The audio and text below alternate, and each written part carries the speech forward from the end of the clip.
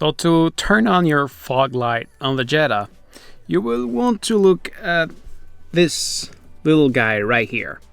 So like that, you're on daylight, night light, fog light. So you have to pull. And when you want to turn it off, you push it. So now you're on night light and off. If you want the eye light, you need to push on this.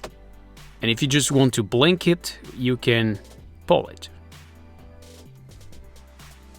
So this is it. Thank you for watching. I hope it helps. If yes, please make a thumbs up. If you have any question, please ask in the comment below.